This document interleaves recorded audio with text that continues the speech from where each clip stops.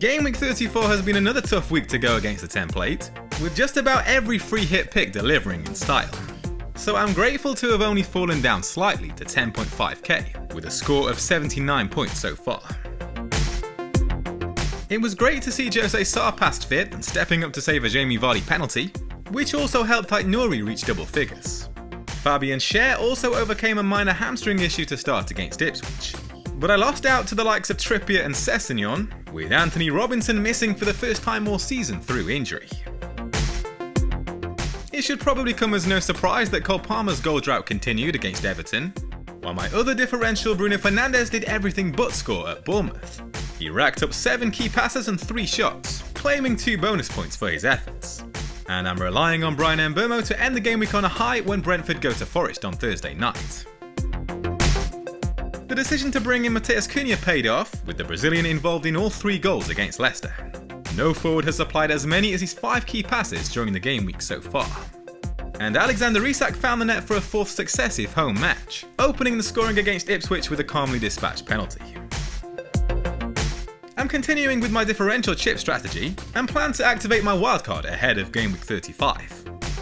As it stands, I'm working on the assumption that there'll be no doubles and blank game weeks, unless we hear otherwise ahead of the deadline. That was always the risk in saving the wildcard and bench boost this late, but I'm still hopeful I can make up some ground in the final stretch. With that in mind, here's how the latest draft is shaping up. Remaining home ties with Ipswich and Southampton boost the appeal of Jordan Pickford between the sticks. Since David Moyes returned to Everton in Gameweek 21, only Liverpool and Arsenal have conceded fewer goals and expected goals per game. It's a bold strategy, but in the absence of any double game weeks to target, I'm contemplating a triple up on the Toffees' defence.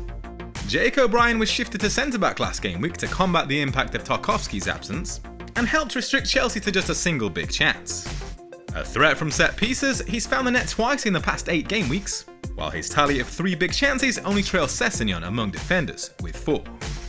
Jarrod Bowen is yet to score this season, but has missed 2 big chances since David Moyes took charge. Man City have tightened up with 3 clean sheets in 5 game weeks, following a positional change for Josko Gvardiol to centre-back.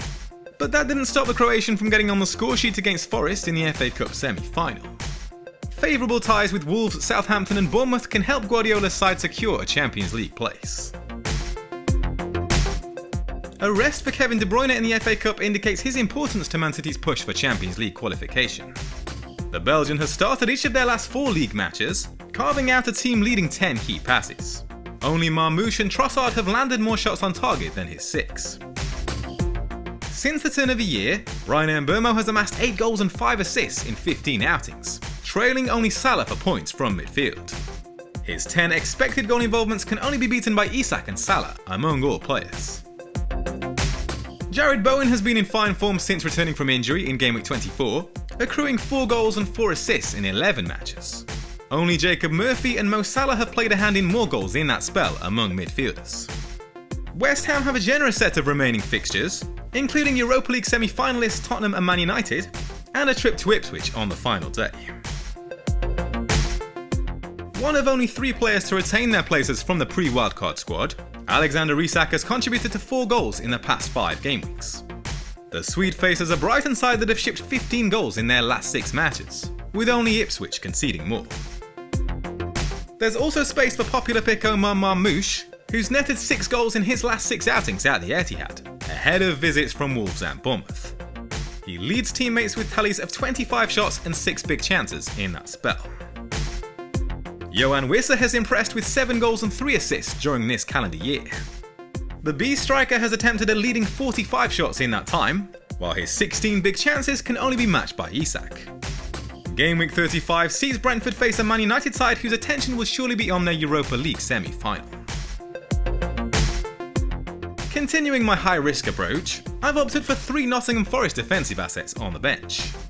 Only Liverpool have kept more than their 13 clean sheets this season. The plan would be to bring them into the 11 to replace my Everton trio in Gameweek 36 at home to Leicester, before a bench boost in Gameweek 37 when Forest play West Ham and Everton host Southampton. Morgan Rogers has also been included with a possible Gameweek 37 bench boost in mind. That week sees Aston Villa face a Spurs side that have shipped a leading 12 goals in their last 4 matches.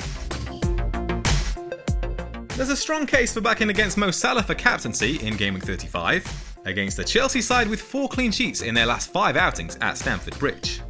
The pressure's off now for Liverpool, with the title wrapped up and celebrations ongoing, while the Blues must remain focused in their battle for a Champions League place. Bowen, De Bruyne and Marmoush are all worthy candidates, but I'm currently leaning towards Bruyne and Mbeumo, on the assumption Man United will heavily rotate due to their Europa League tie. But let's see how Brentford get on against Forest on Thursday before making a final decision.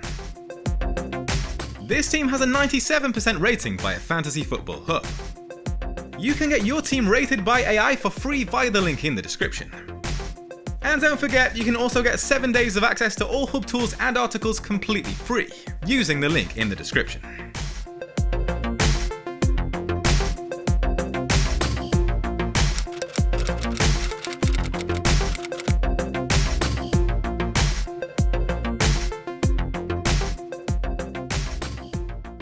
All the data included in this video is available on the Hub Opta Stats tool.